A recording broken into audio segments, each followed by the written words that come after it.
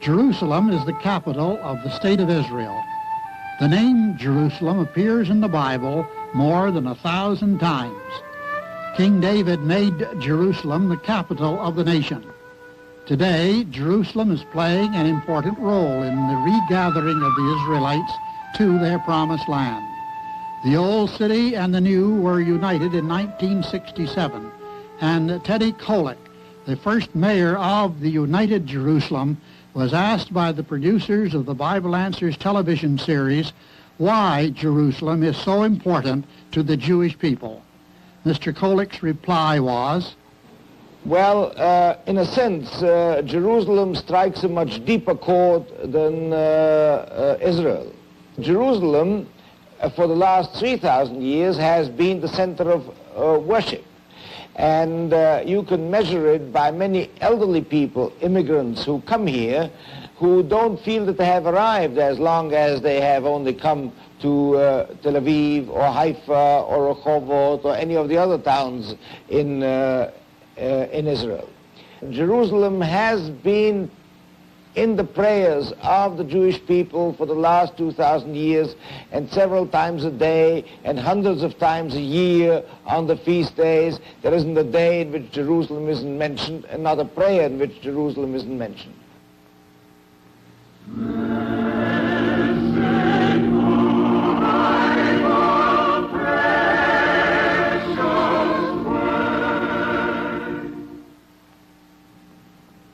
Hello, friends. Our producers, Charter Oak Telepictures Incorporated, sent their cameramen to Israel to give us an opportunity through the eyes of the camera to get better acquainted with what is happening over there, especially from the standpoint of the Bible's prophecies. In this presentation, we will concentrate more particularly on Jerusalem, its prominence in the Bible, and what the Bible means by a new Jerusalem which comes down from heaven. Mr. Teddy Kollek, mayor of Jerusalem at the time of the Six-Day War in 1967, was interviewed, and we will present Mr. Kollek as he answered a number of questions. And, of course, we have Mr. Edward Fay, international lecturer and student of the Bible, and Mr. Norman Woodworth, associate editor of the Dawn magazine. And Russell Pollock, our moderator. Thank you. And Ed, are we to understand that any of the buildings now standing in Jerusalem are those buildings that existed during biblical times? Well, as I understand it, probably a small section of the walls surrounding the city are very ancient, and it is believed that a small section of the temple wall remains. That is the temple which was destroyed by the Romans in AD 70. It is this small remnant of ancient wall that is now known as the Wailing Wall. as you know, Russell, throughout the centuries, devout Jews who could visited this Wailing Wall to pray and to seek forgiveness and the return of the Israelites to their promised land. When, by the authority of the United Nations, the State of Israel was formed, the country was divided between the Jews and the Arabs, and Old Jerusalem, with its Wailing Wall, came under the control of the Arabs, and the Jews were denied the privilege of visiting the Wailing Wall until the Old City was captured by the Israeli army in the Six-Day War of 1967. I realize that. And one of the questions asked the mayor of Jerusalem was whether or not many Jews are now visiting the Wailing Wall. And his reply was, well, you'll find some there at any time of the day, even at 3 in the morning or at midnight or wherever it is, but many are going. Of course, on the first feast day, when immediately after the unification of the city, after the war, which was the Feast of Weeks, which falls approximately around Pentecost, on a very hot day, the hottest day of the year it turned out, well over 200,000 went there. We had expected 50 or 60,000 to come, and well over 200,000 came. It was an upsurge of 2,000 years of longing that was absolutely unimaginable. Thank you, Mr. Mayor. And now getting back to the original city of Jerusalem, the Jerusalem of Bible times. It is the general belief that it is now buried under the present city of Jerusalem. And so the mayor was asked what prevents digging out the original city. And to this he replied, Well, what prevents it, of course, is that you would have to tear down many houses that exist today. Let's say for a moment that there are remnants of the Solomonic temple under the mosque. Nobody would think of destroying the mosque in order to dig up the remnants of the temple. And there surely are. So here you have an illustration of the limitations that exist. But much can be done to dig out parts of the old city without disturbing life, without disturbing any of the important monuments, and this will be done. We have already started here around the walls by tearing down some dilapidated buildings of unimportant character in order to make it possible for us to dig around the city walls. And we'll do more such things. I understand that some excavating work has been done in Jerusalem, and the mayor was asked if the findings thus far has helped to prove the validity of biblical history. And his answer was, well, wherever people dug, in Jerusalem particularly, but in the country as a whole, history was proven right, and many of the sentences in the Bible that sometimes you couldn't quite explain suddenly fell into their place when you dug up a wall and you found that they were referring to a place that really exists but that you didn't know about.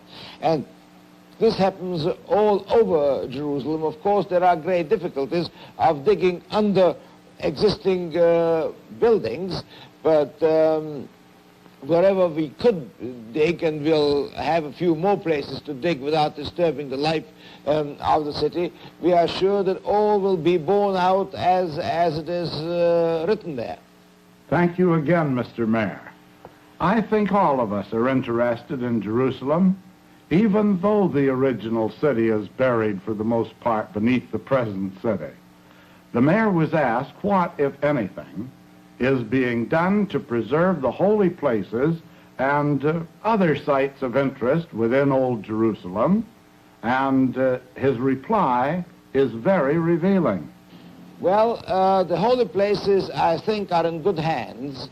The Christian holy places are in the hands of the Christians and are well preserved and well taken care of. And the Muslim holy places are in good hands, and the Muslims take well care of them. The Jewish holy places, to a very great extent, were destroyed by the Jordanians during these 20 years, and we have to rebuild them, and this will be done by the Jewish community. The problem of the city is rather a different one. It is to protect the secular places of great antiquity, of which no religion takes care, like the beautiful walls around the city, which were built by started by the Jebusites and then built by David the king and then by Solomon and all the kings of Judea, and later on again destroyed once by the Babylonians and by Nebuchadnezzar and Sennacherib and so on, rebuilt again by Ezra and Nehemiah, and built on this by Herod, and the Romans had something to do with it. And everybody in history practically had, of course, Alexander walked through these walls. They have no particular interest. They have no particular interest to any religion, but the city has to preserve them, and there are many sites of this kind. You know, that's all very good to know. Another item in which many people are interested is the water supply in Jerusalem today. The mayor was asked about this, and he replied, they used to have water in Jerusalem, Jordan, only once every fourth or fifth day, and then they filled a few cisterns or a few containers on the roof, and from that they lived. Now you have tap water 24 hours around the clock, and water at least has become cheaper. It costs half as much as it used to cost before. Most of the other things have gone up in price because our labor costs are much higher, and therefore our production costs are much higher. Russell, I often wonder how the Arabs and Jews are getting along together in old Jerusalem since it was taken over by the Israeli army. Did the mayor make any comment on this? Yes, Ed, he did. And what he had to say is very interesting. First, he mentions the cruelties of the 1967 war and the great bereavement of the people which it caused. But from what he said, apparently in old Jerusalem now, the wounds of the people are healing. This very short war was a very cruel war, and many hundreds of people were killed on both sides. In Jerusalem, mainly Jerusalemites were killed, and there isn't a street in which there aren't bereaved parents or bereaved widows. And children who were left without their fathers. And the same thing is true on the other side. And in spite of this, we didn't have a single clash based on Arab-Israel, Arab-Jewish clash in this period here. Of course, this is a long, as you know from experience, this is a long drawn-out business, and the possibility of living together will only exist if the Arabs will have a feeling, at least, even if this unification was not desired by them, that they are treated with the same fairness and the same way as every citizen is being treated. And I think this feeling does exist. I am sure we all thank the mayor of Jerusalem, Mr. Kolick, for his enlightening report. To me, it is encouraging that despite the cruelty of war and the natural enmity that exists between Jews and Arabs, that those living together in old Jerusalem are now managing to get along so well. This is surely encouraging, but as the mayor indicated, there is no assurance that this situation will continue, although we would all like to think that it will. Mr. Woodworth, do the prophecies of the Bible indicate that the Jewish people in Jerusalem and in the rest of Israel, for that matter, will now enjoy a period of peace? Has the blessing of messianic peace actually come to Israel? Well, I do not think so. To me, the prophecies indicate that we are still in the period just preceding Messiah's kingdom. Without doubt, the providences of God are overshadowing the Israelites in connection with their reestablishment in the Promised Land. But these prophecies seem to indicate that there is considerable trouble ahead for this people before they actually come under the rulership of Messiah's kingdom. Do you agree with that, Ed? Indeed, I do. One of the prophecies concerning it is found in the 3rd chapter of Joel, verses 1 and 2 of the 3rd chapter of Joel. For behold, in those days and in that time, when I shall bring again the captivity of Judah and Jerusalem, I will also gather all nations and bring them down into the valley of Jehoshaphat, and will plead with them there for my people and for my heritage Israel, whom they have scattered among the nations and parted my land. Mr. Woodworth, I notice that the valley of Jehoshaphat is mentioned in this prophecy. Is this the valley of Jehoshaphat that is near Jerusalem? That is right, although it is more correctly the valley of Kidron. Jehoshaphat as a valley is mentioned only this one time in the Bible. This valley is interpreted by the prophet Joel to mean the valley of decision. It means Jehovah hath judged for it is Jehovah that makes the decision. And the decision relates to his attitude toward those nations which have opposed Israel, particularly at the time he is regathering them into the promised land. Ed, are we to suppose, as the prophecy you read intimates, that the armies of all the Gentile nations of the earth are to be gathered literally into this valley of Jehoshaphat, this valley of Kidron? Well, of course not. While this is a sizable valley, it would be far from large enough to accommodate the armies of the entire Gentile world. The valley of Jehoshaphat mentioned by Joel is a symbolic valley. But the interesting part of the prophecy is that the foretold gathering of the nations into this valley was to take place during the time when the Lord was releasing the Jews from captivity to other nations and restoring them to their own land. And Russell, this gathering of the nations for war has been going on for many years. Concerning it, the prophet Joel wrote in chapter 3, verses 9 to 11, "Proclaim ye this among the Gentiles, prepare war, wake up the mighty men, let all the men of war draw near, let them come up. Beat your plowshares into swords, and your pruning hooks into spears. Let the weak say, I am strong. Assemble yourselves and come, all ye nations, and gather yourselves round about." Ed said that the valley of Jehoshaphat is a symbolic term to denote the judgment of the Lord against Gentile nations which opposed the Israelites in their effort to reestablish themselves in their promised land. Just what will this judgment mean for the nations? Well, I'm glad you used the word nations, Russell. This does not refer to the judgment of the human race as individuals, but as nations. Thank you. Mr. Woodworth, Ed told us that this prophecy refers to the judgment of nations. How will the nations fare in this judgment? The prophecies indicate clearly that as nations they shall be defeated. Israel also will be permitted to suffer in that final struggle.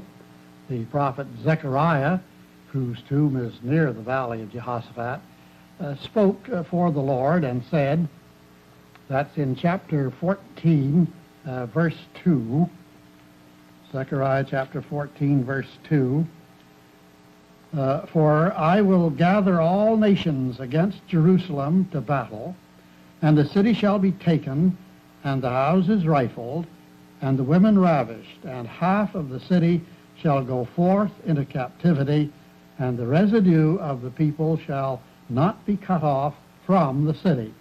Then shall the Lord go forth and fight against those nations, as when he fought in the day of battle." You see, Russell, that while the Lord will apparently permit further trials to come upon Israel, he will eventually show his strength on their behalf, and their enemies shall be routed. It will be at this juncture that the Lord will intervene in the affairs of Israel, and in fact of the whole world, and the authority of Messiah's kingdom will manifest itself worldwide. And this, Russell, will be the final struggle in the great battle of Armageddon foretold in the Scriptures. The name Armageddon takes us back to another important place in the Promised Land, that is the Valley of Jezreel and the ancient fort of Megiddo. Many of the battles of ancient Israel were fought here. The Lord usually gave his people the victory in these battles, but not always. Sometimes he recognized that they needed discipline, and he permitted them to be defeated. But the thought of the final Armageddon is not of a battle that will be fought at or near the site of Megiddo, but a struggle in which the Lord will be victorious, and that out of it will come the full establishment of Messiah's kingdom. If I remember correctly, the prophet Zechariah wrote that following the Lord's victory over his enemies, it will be necessary for all who wish God's favor to year by year go up to Jerusalem to worship the Lord, the King. Well, that's true, Russell, but here again is a symbolism. A symbolism that is based on the fact that ancient Jerusalem was the center of religious worship, and that the Lord ruled his people from Mount Zion, where David established his throne, which the Lord in turn recognized as his throne. The kings of Israel ruling for him. There is an interesting and revealing prophecy bearing out this thought. It is recorded in Micah chapter 4, verses 1 to 4. Shall I read it, Russell? Of course, by all means, go right ahead. But in the last days it shall come to pass that the mountain of the house of the Lord shall be established in the top of the mountains, and it shall be exalted above the hills, and people shall flow unto it. And many nations shall come and say, Come, let us go up to the mountain of the Lord, to the house of the God of Jacob. And he will teach us of his ways, and we will walk in his paths. For the law shall go forth of Zion, and the word of the Lord from Jerusalem. And he shall judge among many people, and rebuke strong nations afar off. And they shall beat their swords into plowshares, and their spears into pruning hooks. Nation shall not lift up a sword against nation, neither shall they learn war any more. But they shall sit every man under his vine and under his fig tree, and none shall make them afraid, for the mouth of the Lord of hosts hath spoken it. You know, that surely is an interesting prophecy. I noticed it used the words Zion and Jerusalem. Ed, is this the Mount Zion and the city of Jerusalem that's in the Holy Land today? No, I don't think so. In the 2nd chapter of Isaiah, there's a prophecy almost identical with this, one which states that all nations will flow unto it. Obviously, literal Jerusalem is not large enough to accommodate all nations. No, Russell, here we have an example of how the Lord uses facts concerning places and situations to illustrate his thoughts. Jerusalem was the capital of ancient Israel, and David established Mount Zion in Jerusalem as Capitol Hill. It is this background of fact that is used in this prophecy to symbolize a setting of the Messianic kingdom described as the mountain of the Lord. You see, Russell, there is to be a new Jerusalem, a spiritual Jerusalem, as it were. The Apostle John wrote about this in the 21st chapter of the book of Revelation, chapter 21, and I'll begin reading with the first verse. And I saw a new heaven and a new earth, for the first heaven and the first earth were passed away, and there was no more sea. And I, John, saw the holy city, New Jerusalem, coming down from God out of heaven, prepared as a bride adorned for her husband. And I heard a great voice out of heaven saying, Behold, the tabernacle of God is with men, and he will dwell with them, and they shall be his people, and God himself shall be with them, and be their God. And God shall wipe away all tears from their eyes, and there shall be no more death, neither sorrow nor crying, neither shall there be any more pain, for the former things are passed away. Well, it seems very obvious to me that the New Jerusalem about which you just read is a symbolic city. But just what is meant by this city being prepared as a bride adorned for her husband? Well, later in the same chapter, Russell, the city is described as being the bride, the Lamb's wife. And who is the Lamb? That's one of the symbolic titles of Christ. The Bible depicts him as being a slain lamb, This calls attention to the fact that he gave his life as the Redeemer of the world, or as Paul states it, a ransom. Who then is the bride of the Lamb? These are all his faithful followers. They will be associated with Jesus in the work of extending life to all mankind. Together with Jesus, these will constitute the spiritual phase of the Messianic kingdom. They, like Jesus, will be invisible to mankind, but will be represented on earth by the resurrected ancient prophets and other worthy ones of the past. And these representatives on the earth will be styled princes in all the earth. And Russell, in the prophecy of Micah, which I read, these two aspects of the Messianic kingdom are referred to as Zion and Jerusalem. Thus, in the Messianic kingdom, the law shall go forth from Zion, and the word of the Lord from Jerusalem. And it will be in obedience to the laws of the Lord that Israel and the whole world will find peace. And Russell, there's another wonderful prophecy in the 35th chapter of Isaiah, which states of that time that the ransomed of the Lord, that is, all mankind who have been ransomed by the death of Jesus, shall return from death and come to Zion. That is, they will recognize Jesus and his associates as their new rulers. And it goes on to say, they shall obtain joy and gladness, and sorrow and sighing shall flee away. And these blessings will all be received right here on earth. Is that the thought? That is right. And the present restoration of the Jewish people to the Promised Land is one of the strong proofs that the Messianic kingdom of blessing is near. They are being restored to their homeland to be the first to receive the kingdom blessings, and the authority of the kingdom will then quickly spread to the whole earth, and the people of all nations will likewise have an opportunity to receive its life-giving blessings. And friends, we would like to send you a free copy of the little book entitled The Future of Israel and the World.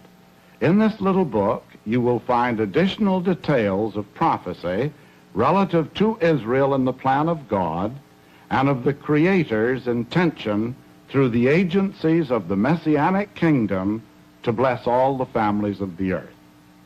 And what is happening in the Holy Land today is one of the sure evidences that the Lord's promised kingdom of Christ is near. So send now for your free copy of the little book, The Future of Israel and the World. There is no obligation. Simply ask for the Israel book. Address your request to the Bible Answers.